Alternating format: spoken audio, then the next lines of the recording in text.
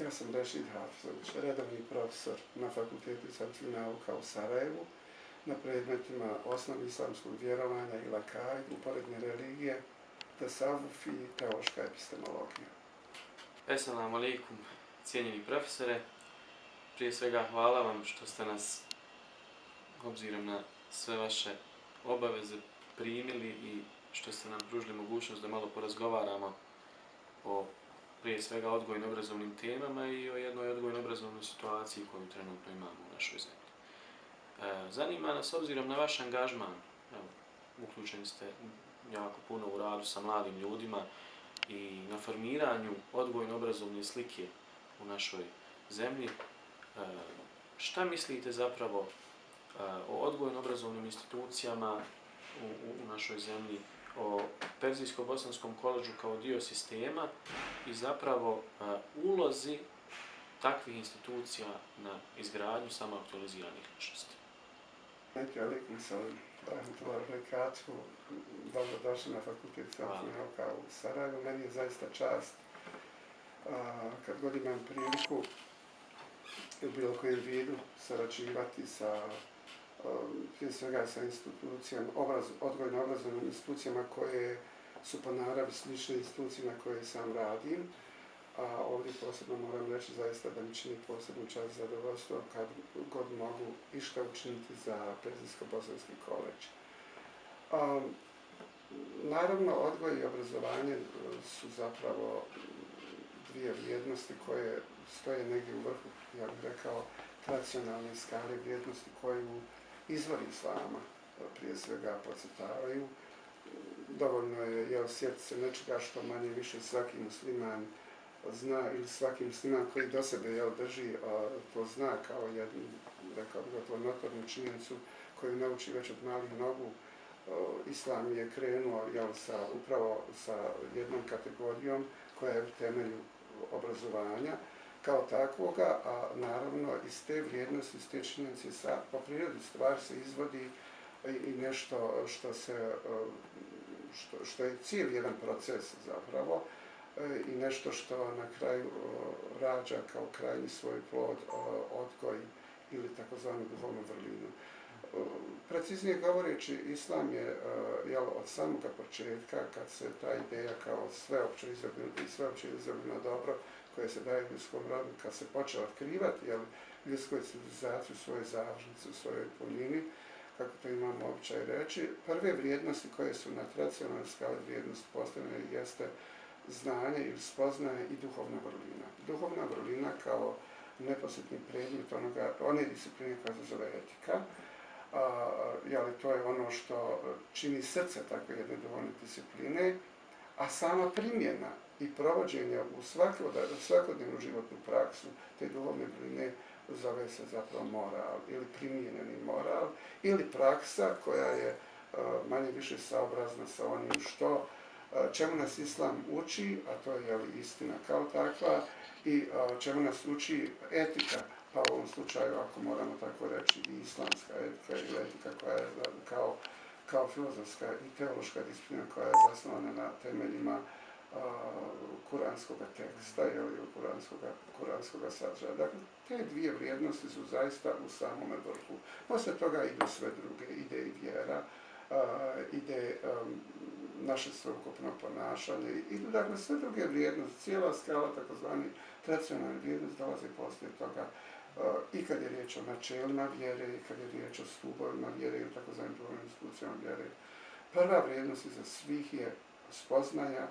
i paralelno, ja bih rekao, ne druga, nego paralelno ili naporedo ili ruku pod ruku s njom ide duhovna vrlina. Jer neshvatljivo je i nezamislivo je u islamu da se stvari mogu spoznavati i otkrivati. Nije bitno o kojem planu spoznaje, o kojoj vrsti spoznaje islam. Nije kršćanstvo. Islam je vjera autentičnog, izvornog,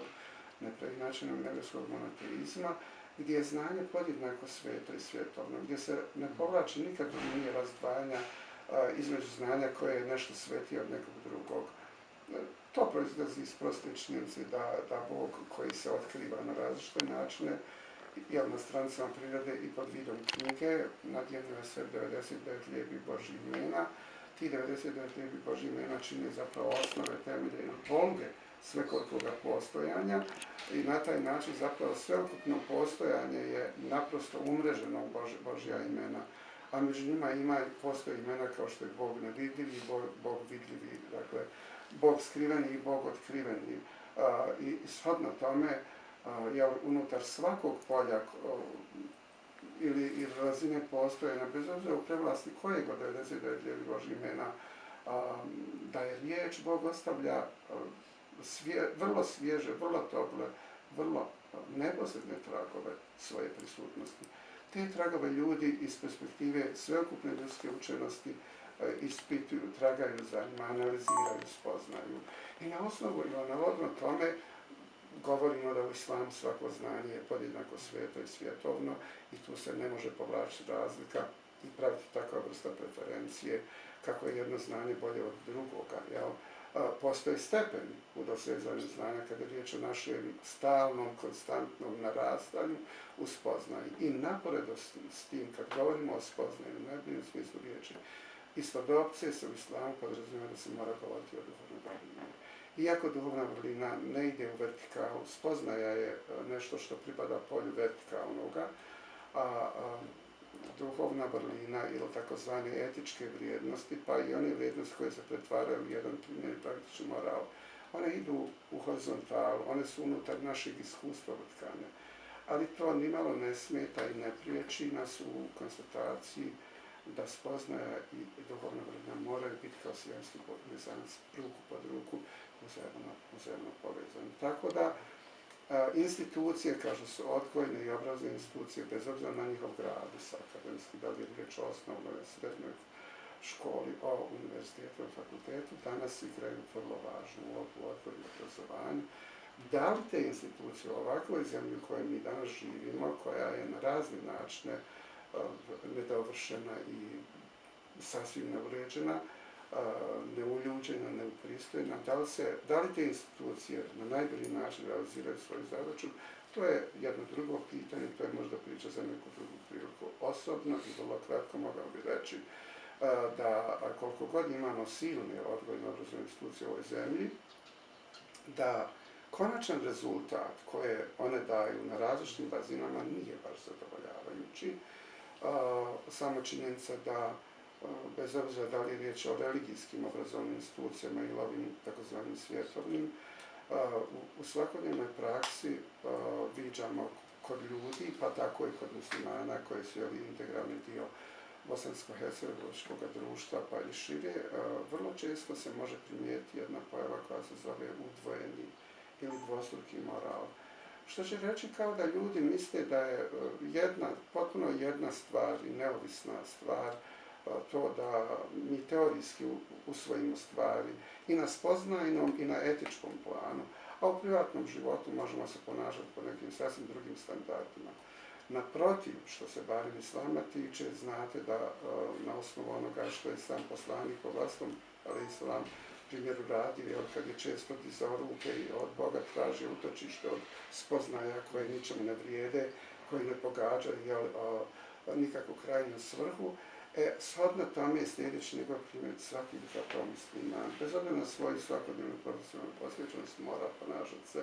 na jednak način i shvatiti da u životu je potrebno tragati za istinskim spoznajama, svaki dan raditi i graditi takozvanu duhovnu vrlinu i jedno i drugo svaki dan provesti u praksu. Ako to ne dohvaća našu praksu, ako to ne oblikuje naš svakodnevni život, onda je naše obrazovanje zaista uzaluto. Obzirom na sve ovo što ste rekli, Perzijsko-bosanski koledž zapravo spada u ovaj sistem odgojno obrazovnih institucija. Da li mislite da je zapravo to institucija koja bi mogla odgovoriti ovim specifičnim zahtjevima zapravo izgradnje ličnosti? Ja svakako, vrlo kratko rečeno, mislim da bi mogla i ne samo da bi mogla, ne mogu se baš pohvaliti da imam potpuno detaljan uvid do posljednje pojedinosti u rad Bosansko-perzijskog koledža, ali ono što znam i moj povremeni odlazak tamo, dovoljno mi daje za pravo da kažem da zaista se ondje vodi računa da taj obrazovni proces paralelno teče sa odgojnim procesom. Dakle, vodi se računa i da djeca ili momci i djevojke koji tamo pohađaju ovaj koledž, da zaista paralelno i usvajaju relevantna znanja koja su primjerena tom akademskom gradu, ali istodobce imam osjećaj da se tamo doista jednako tako vodi računa o tome da se sve moguće etičke i moralne vrijednosti utkaju u tu mladu osobu koja je u izrastanju. I ako ćete pravo, pored medresa u Bosni i Hercegovini, kojih imamo već nekoliko, gdje po definiciji, rekao bi, se podrazumijeva da također ta dva procesa idu paralelno, proces odgoja i proces obrazovanja. Da li to uvijek ide na najbolji način, ne bih o tome sada govorio, tu se možda, kad su imali vremena da se napravi analiza, mogla napraviti stanovita preferencija u nekim medresama, vjerojatno to ide bolje, u nekima malo slabije, ali ja govorim o tome kako po definiciji tih institucija se podrazumijeva i samo po sebi se nameće da proces obrazovanja i odgoja moraju ići paralelno, jer to proizlazi iz naravi samoga islamskog vjerovanja. Ali doista ja moram reći da ono što sam vidio u Bosansko-Perzijskom koledžu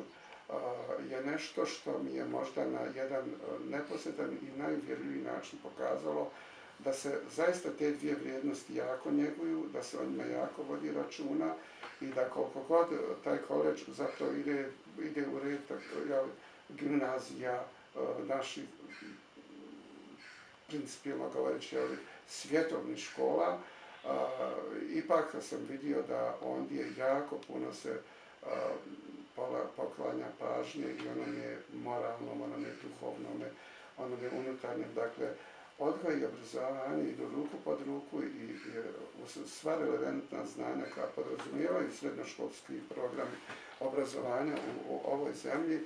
imam osjećaj da vode dovoljno računa o tome da se tu još pokupe i određene vrijednosti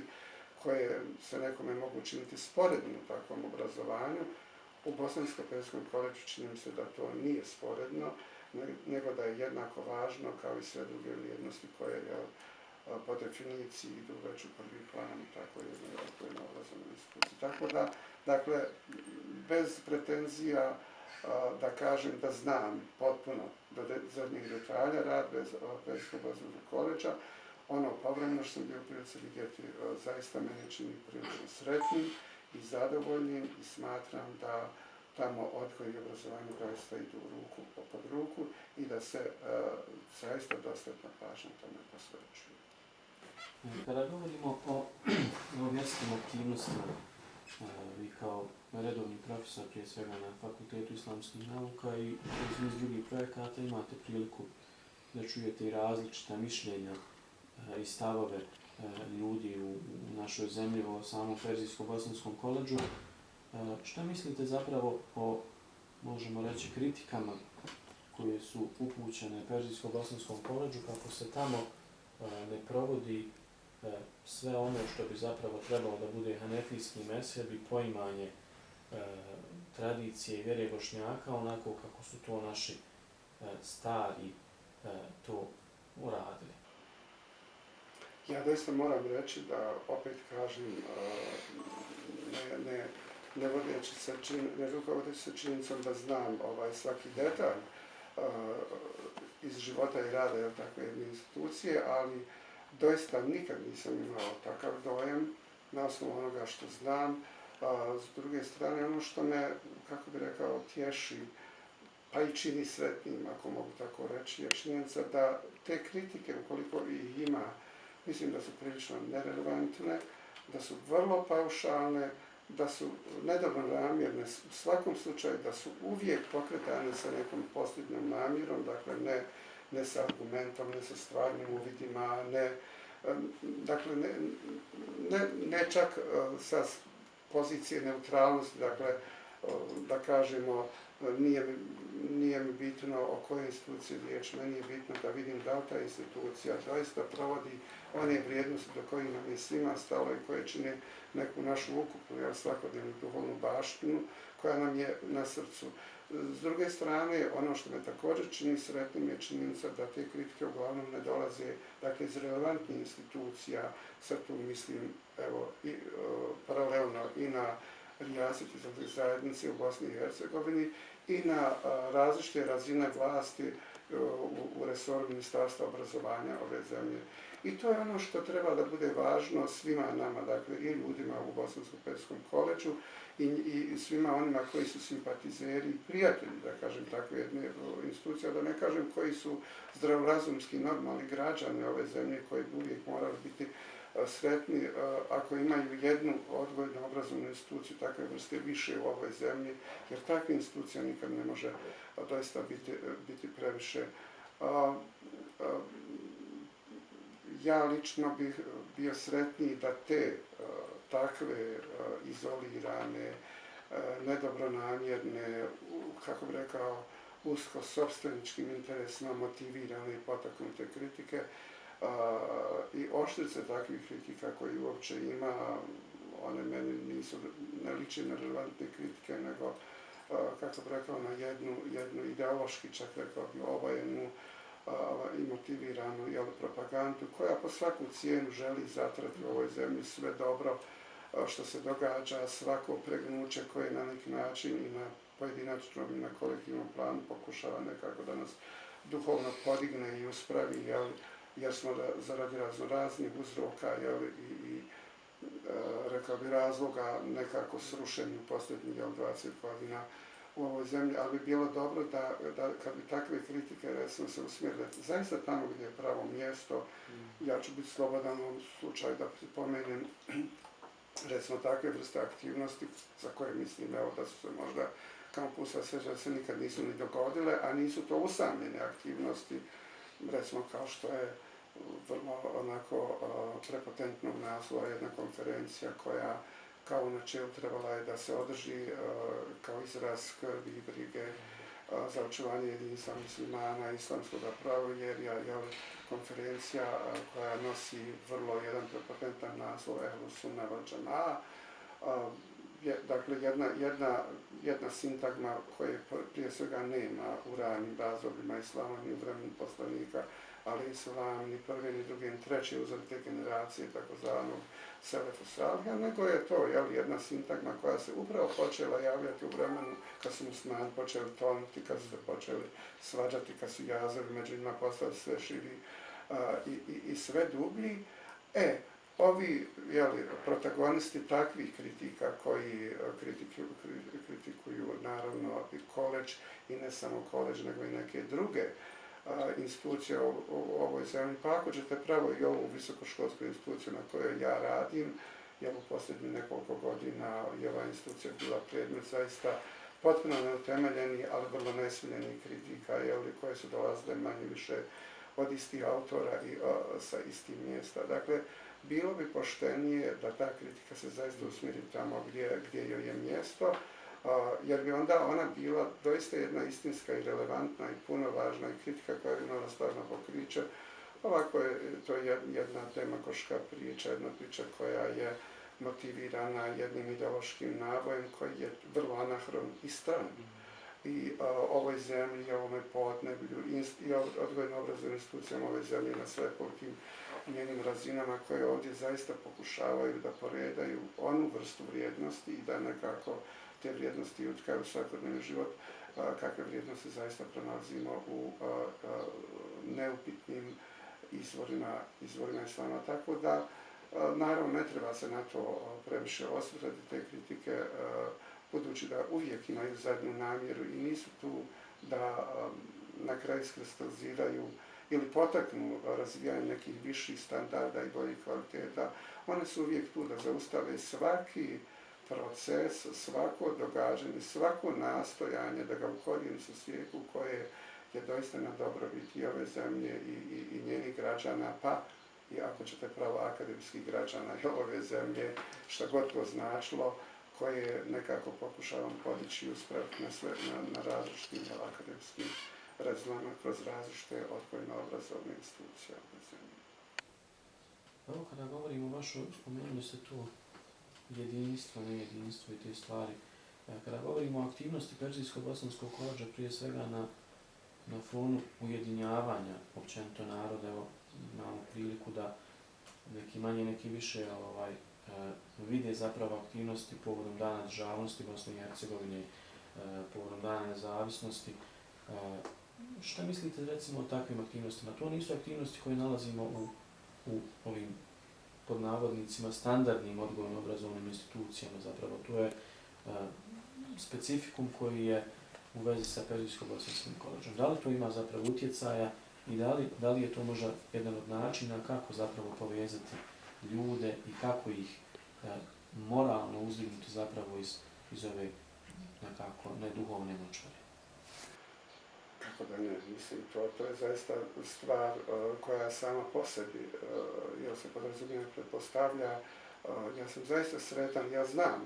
za takve aktivnosti koje se provode u Perzijsko-bosanskom koledžu od kako on postoji i prije nego što sam imao ikad jednu svoj posjet u koledžu, znao sam da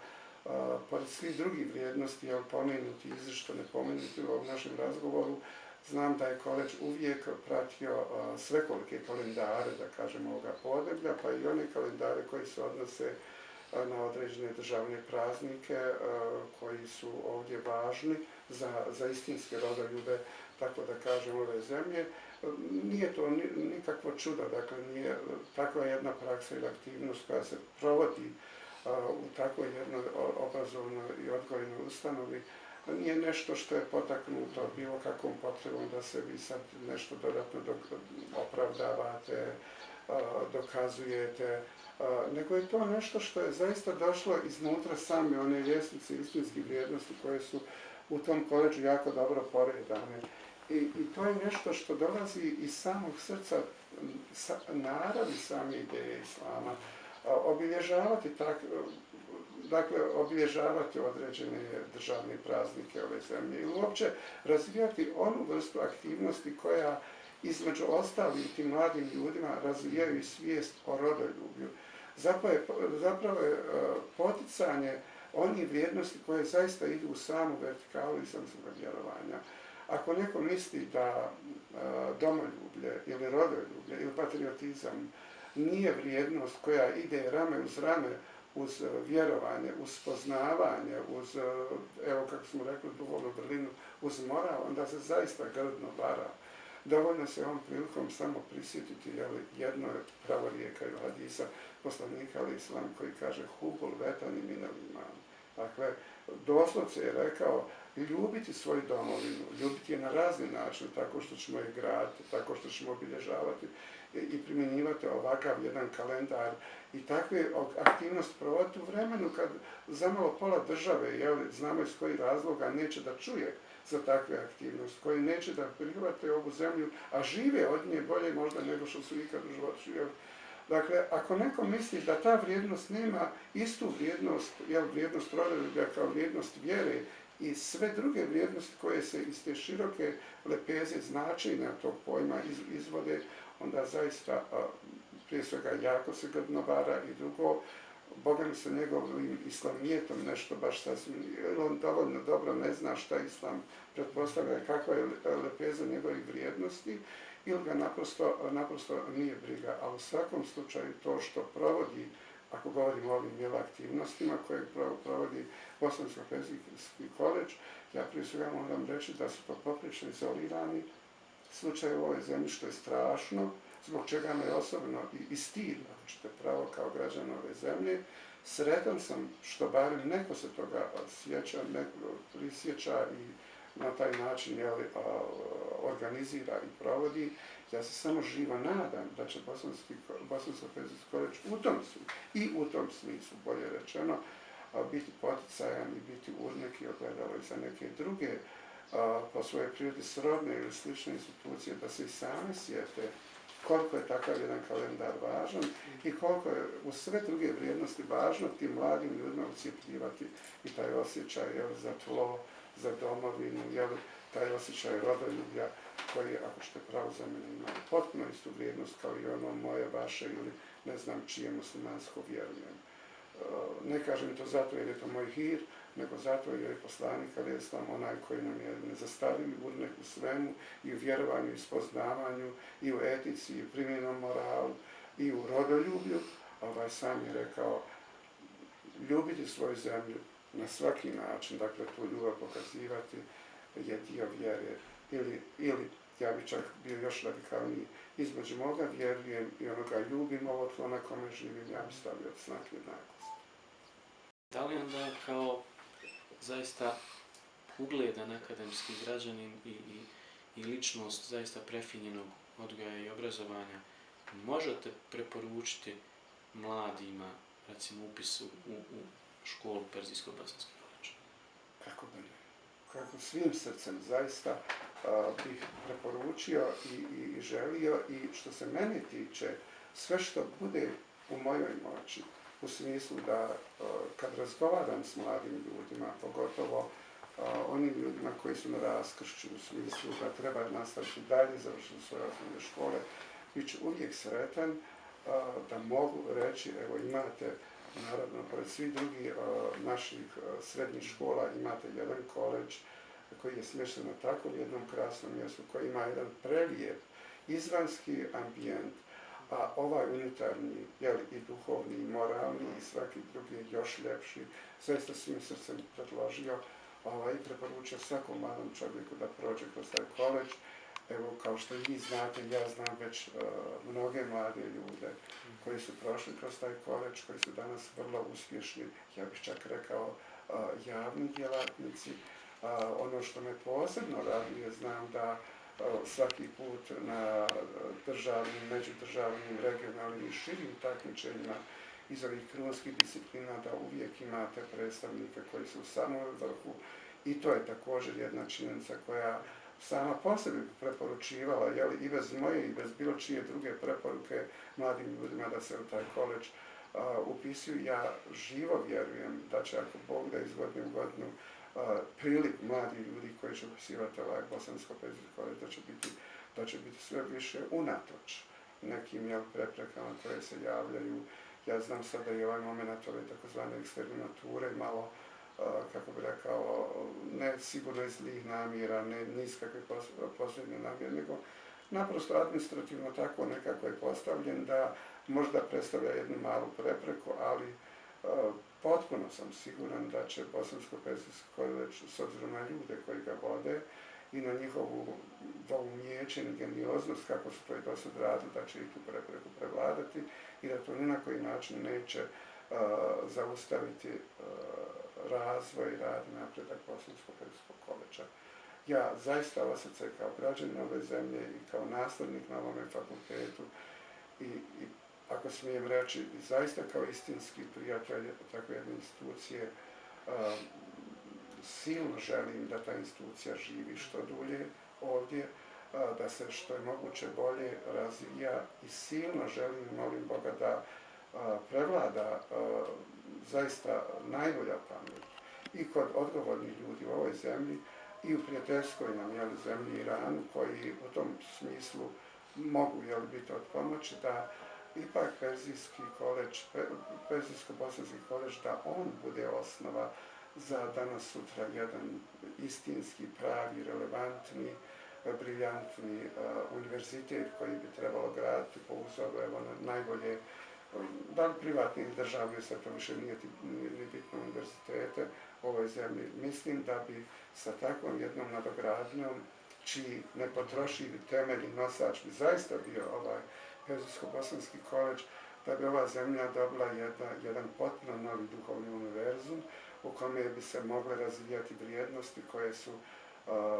na našu ovdašnju žalost, na žalost cijele ove regije, rekao bi jugoistočne Europe, vrijednosti koje tako malo znamo, koje smo čak da li svjesno ili nesvjesno pomalo sami od sebe krili, a da takvih vrijednosti nije bilo u povijesnom muslimanskog mišljenja, gotovo da se muslimani ili većina pohvaliti. I otuda, kažem, molim dragog Allaha i učinit ću sve što mogu svojim kontaktima sa ljudima, da ih uvjerim da je zaista pravi, istinski i najrelevantniji temelj za buduću duhovnu nadogradnju i podizanje jednog posebnog univerziteta koji bi nam takve blistave vrijednosti donio i na ovo podneblje, da je to zaista Pesijsko-bosanski koleđ koji je uostalom do sada svojim radom i na obrazovnom i odgojnom planu doista premalo je reći opravdao svoje postojanje. Čak s obzirom na skromne kapacitete koje je imao, mislim, na financijske, dakle na tu vrstu resursa, a ne na ljudske i kadrovske, da je čak dao mnogo više nego što se moglo očekivati. I na kraju, obzirom i da radite sa mladim ljudima i da mi nerijetko kažemo da su ti mladi ljudi nosioci, ako Bog da, budućeg bajraka, pravde i istine naše zemlje, imate li možda za sve nas neku preporuku? Pa ono što ja stalno govorim i sebi, svojoj djeci i onda svima onima kome mogu reći, je doista činjenica da razvijemo u sebi ambiciju koju muslimani uglavnom nemaju, ne znam zašto je nemaju, da i ambiciju i potrebu da se obrazuju. Samo se treba maksimalno obrazovati, skidati taj svekoliki mrak sa svekolikih naših spoznajnih kapaciteta koje je Bog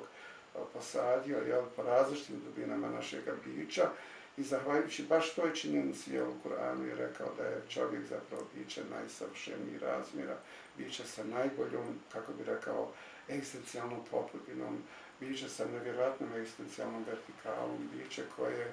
mi na kraju, baš zaradi toga povjereni su svekoliki univerzumi, svijetovi oko nas i u nama.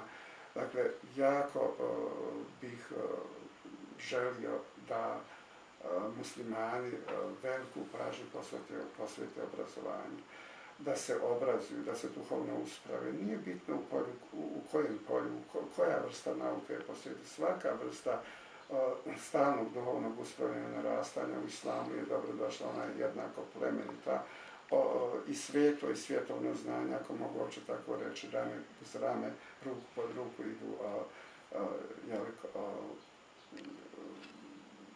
jedno s drugim što se islama tiče i uz te usvojene vrijednosti, naravno jako bi volio da ljudi se razvije osjećaj pripadnost ovome tlu, dakle razviju to istinsko rodoljublje, da ona također bude jedan veliki motivacijni faktor u tom našem svakodnevnom spoznajno-odgojnom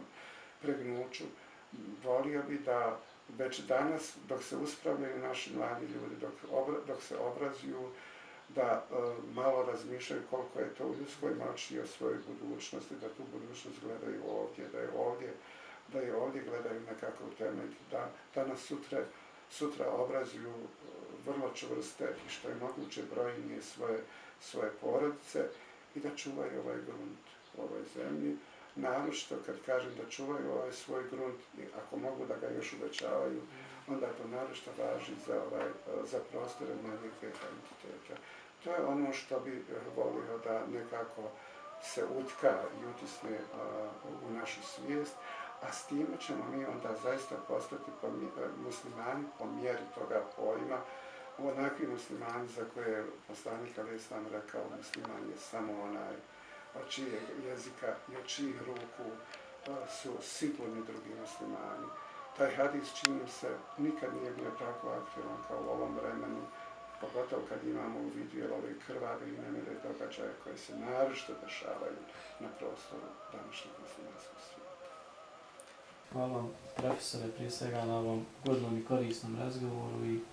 nadam se, ako Bog da će svima nam uzvišni gospodar podati snage da nastavimo i da će nam osvijetliti pute dunjalka do ahireta. Hvala vam. Ja se nadam.